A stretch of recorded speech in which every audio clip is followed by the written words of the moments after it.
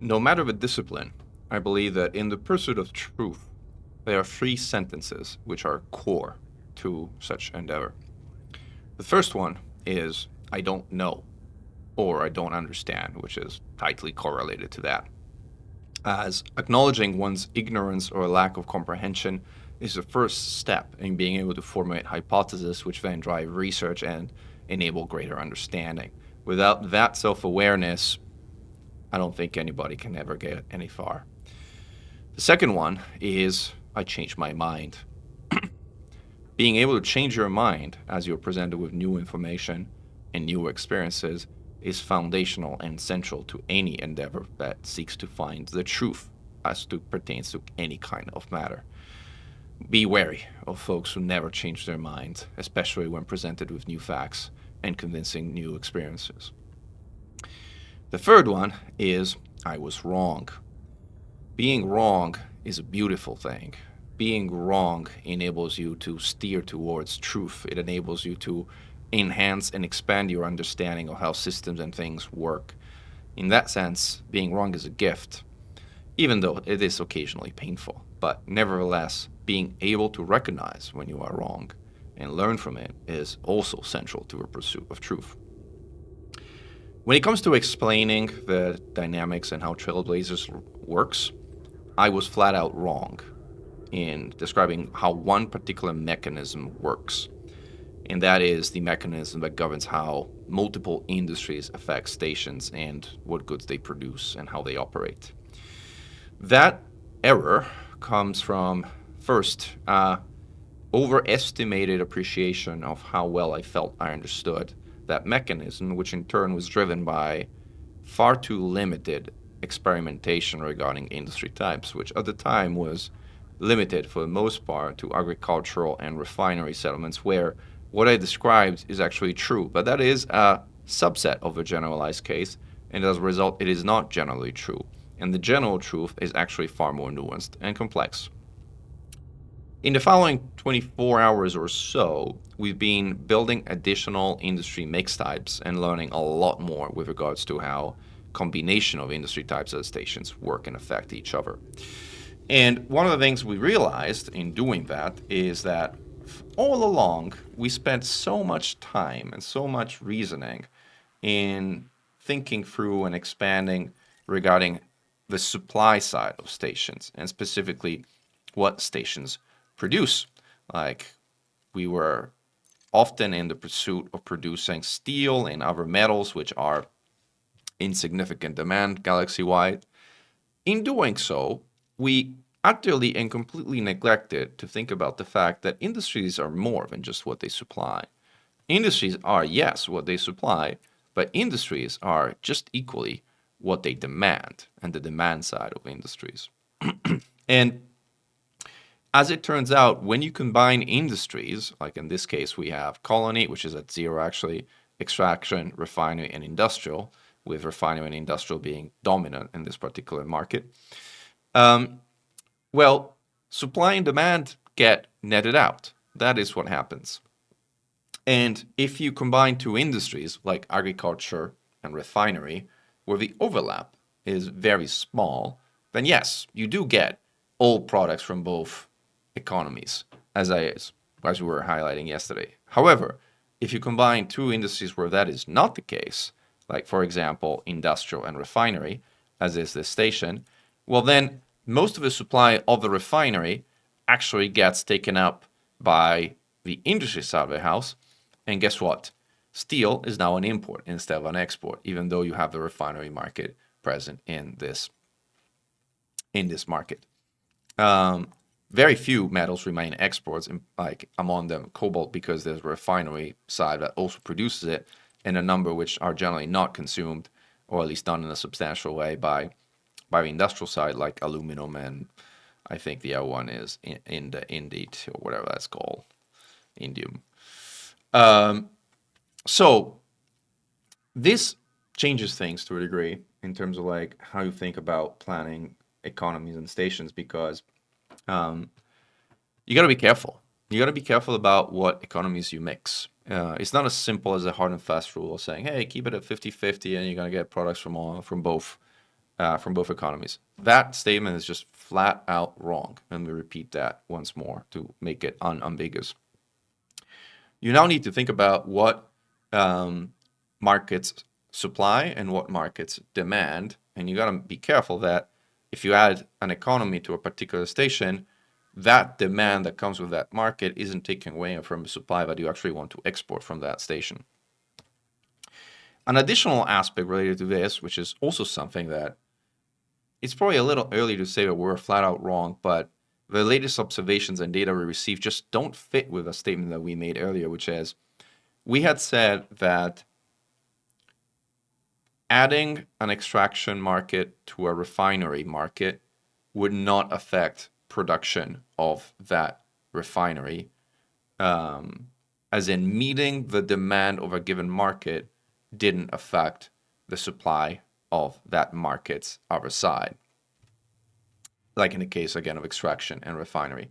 Some of the data that has been brought to attention, and thank you to the commander, who I know by the Reddit name of Mad Sweeney Tony, for bringing that to my attention, even though this was not his intent. His intent was different, but his data was fascinating nonetheless, so I'm going to seize on it for the purpose of making the point that I'm making here by bringing up this image slideshow. Look at this market. This market has 5,000 tons of steel in production, which is a lot. But alas, look at the population and size of this market. 11,000, which is extraordinarily tiny. So this tiny market is somehow able to produce 5,000 tons of steel, which is not something you can do even with 2 dedicated refineries in a standalone refinery market. And the only thing that is particular about this market, it is that it is a combined extraction and refinery market. So at least this one data point sort of breaks the statement in and of itself that we made earlier that there is no effect between extraction and refinery, between what is produced in one side of the market and what is demanded in the other side of the market. There is no other obvious explanation as to how this small market is able to produce so much steel, other than saying that the interaction between extraction and refinery needs to be at least a component in driving some of that. So that is another statement where we were just, if not flat out wrong, we certainly didn't understand. And I want to say, to this point, we still don't fully understand the full picture, so more research is ongoing in this particular dimension. So how does that change the sort of rules that we laid out yesterday? Because, I mean, that would be like everybody's question saying, hey, Mechan, you put out a bunch of rules, now you're saying you're wrong. Does that mean all of this doesn't make any sense anymore and you can all throw them all out of the window? Well, not exactly. In fact, I think most of these rules hold. The one that gets a big asterisk, however, is number 8. As it is not as simple as saying aim for one industry with 100% or 2 with 50-50. The first side is true, like you can still aim for an industry with 100%, nothing changes there. But if you go with 2 industries with 50-50 or more, you got to be really, really careful about which 2 you pick and how complementary or incomplementary those are. Like, for example, agriculture can coexist just fine with refinery. However, if you mix refinery with industrial, the mix of goods produced is going to change dramatically because industry uses so much of those metals produced by the refinery. On the flip side, if you combine extraction and refinery, you're going to lose access to most of the minerals produced by the extraction economy. However, it seems, at least from this initial data, that you might actually be boosting your refinery's output. So something to study in more detail. Anyhow, it's something of an additional nuance to take into consideration as you think about mixing markets at stations. If you want to play it safe and be conservative, stick to 100% industry, 100% single economy and markets, as that is pretty, proven to kind of work and will not give you surprises. If you want to kind of mix and match more than one market, I'd personally be very, very interested in hearing from you, like what kind of economies and what kind of production they result in, because candidly, we need more data. We don't fully understand how that all works today. Another thing we learned, by the way, which I don't think necessarily changes or corrects these, but it's probably a rule number 10 to add to this list, is that the government type of the controlling faction, and let me go back to like show you what I mean with that. To remove the slideshow here. The governing type of the controlling faction matters. So as you can see, the anti-extrusion initiative is of patronage government type. Why does it matter? It matters because the government type sets the legality of goods, of what goods are legal or illegal in a particular economy and thus system. And this dictates what your stations can produce, like, and is available for sale in those systems. This is particularly important in military economy types because a lot of the goods produced by military economies are illegal in half of the galaxy. Like battle weapons, combat stabilizers, all that stuff is illegal in many, many types of government types. And then there are some government types, like, for example, theocracy, where you have an even stricter set of goods that are forbidden and thus cannot be produced by your markets if you have that as a government type. So something to consider. And this might also mean that anarchy factions finally get a boost because anarchy governments don't really have pretty much anything except, I think, toxic waste or something like that, that is illegal. And as a result, if you want to produce, like, especially military goods, producing military goods in an anarchy system is actually a pretty good thing to do, as it will give you a much broader range of goods available than, say, doing it in a patronage industry. So something to consider as a rule number 10 of, like, when you plan to build, be aware of, like, the government type of your controlling manufacturing and what it will allow you to produce versus not. That being said, I apologize for the incorrect information I provided yesterday. I hope this video helps set the record straight with regards to clarifying and expanding on our understanding of how industry work. As you can tell, there's still a lot of research that we need to do to help effectively reverse engineer the way Trailblazers works and the way industry works in Trailblazers, notwithstanding some of the structural issues that exist in the game, like, for example, the fact that planetary ports do not work as intended, period. So there's no research ongoing there because just the system doesn't work. And until it is fixed, there's not much we can do at all. But again, appreciate any data you can share and provide with regards to how your economies are going. I've personally gone to visit a number of systems that I thought were interesting because they help to understand how certain things work that would otherwise be difficult to replicate.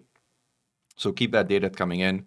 Our promise to you is we'll do our best to keep ourselves also honest with regards to what we do understand and what we don't, and help you also bring you along the journey of understanding of how this whole system works. At some point, would love to actually write the manual for Trailblazers that you all deserve but didn't get.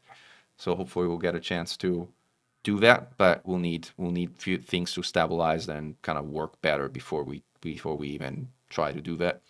And like in this case, we will also hold ourselves accountable for the mistakes we make in these explanations and do our best to set the record straight. So thank you again for watching and for all your contributions. Go to Mankind, Commander Mechan, over and out.